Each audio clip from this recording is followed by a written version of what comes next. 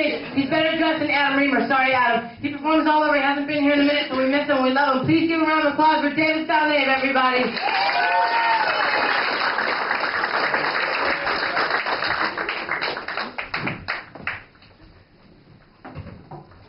God, now everybody's critiquing my outfit in their head. That dude.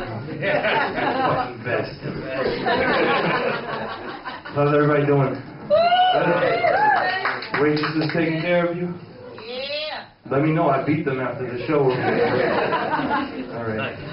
I'm thinking a lot about religion lately. Specifically Jesus. I was thinking that if Jesus were alive today, he would be a rapper. I mean, he was good with words. He was always in trouble with the law. He died at age 33. And he had haters. Sounds like a rapper to me. And yes, Jesus did have haters, and I'm not just talking about the Jews either. I'm talking about, like, imagine you're at a party. I would have hated on Jesus if I was alive back then. Like, imagine you're at a party, you're having a good time with your girl, then all of a sudden Jesus comes out of nowhere and turns water into wine. Everybody's paying attention to him now. Sitting there holding your girl's drink, feeling like a bitch. Then you get home later that night, you gotta hear this shit all night, like, wasn't that awesome how Jesus turned that water into wine? You know, I heard he brought a guy back from the dead last week, and he walked on water. And they're like, you know what? Fuck Jesus. Did Jesus put that cabin together? It's an armoire. Well, you know what? Fuck that dude. I hate him. Fucking armor, and fuck your armoire. I like Jesus, though. I do.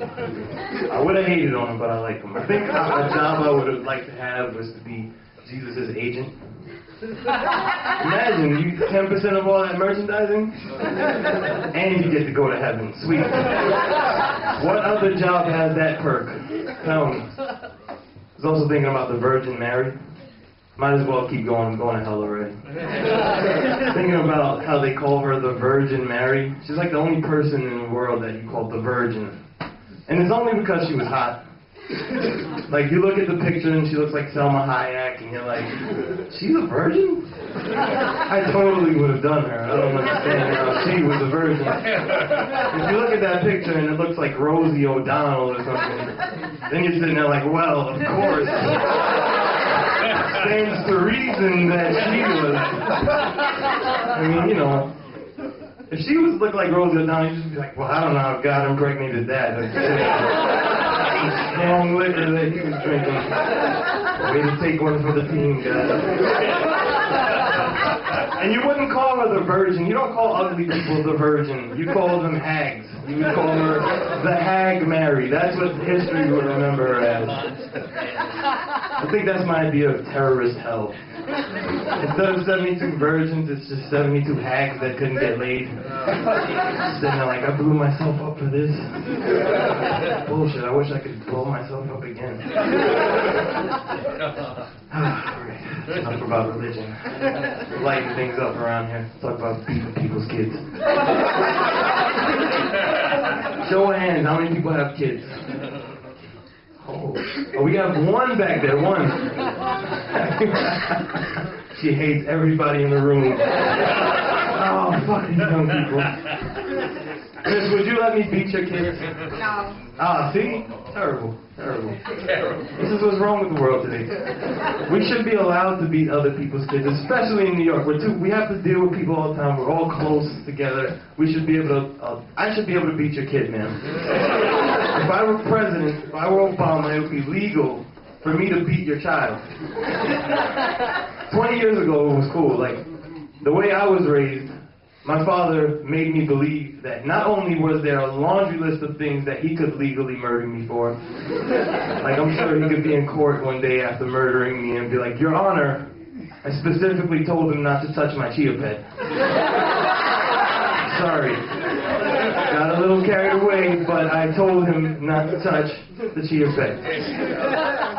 But not only was I scared of them, but I also was 100% certain that any one of you adults in this room could beat the shit out of me. And nothing would happen. My father wouldn't intervene. And this is partially because my father used to go to everyone, the teacher, the babysitter, my neighbors, the mailman, and tell them, that if he acts up and I'm not around, you beat him like he's yours. And he used to say this right in front of me. I used to be here, he used to be there, I used to be there, stay right in front of me. So I really believed that anybody at any given time could beat me without any repercussion. And this is like, my father was no joke with other people. Like, I had to respect people, okay? I was much less important than strangers. It's just true. I remember one time in 6th grade, I got hit by a car, right?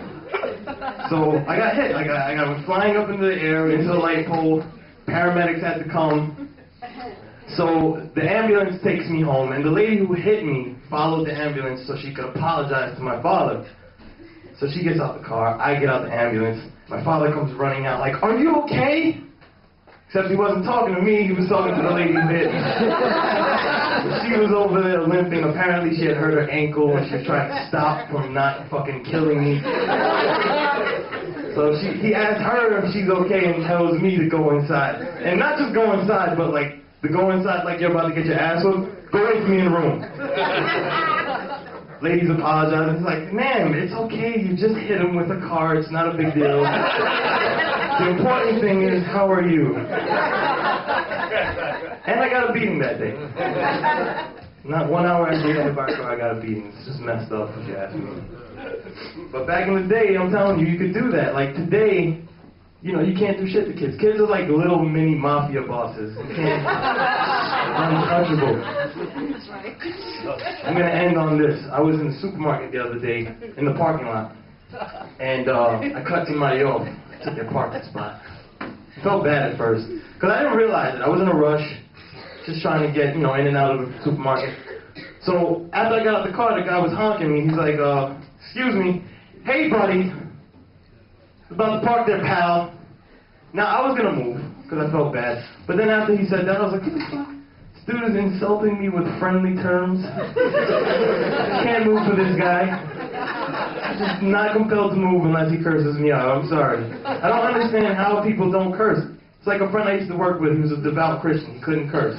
And every time we got in a fight, only one thing people had to say to win the fight every time. Bitch. You're a bitch. What are you going to say if you can't curse if somebody calls you a bitch? Oh, you ruffian. It doesn't work. You just lose. You lose. Thank you guys. That's my time.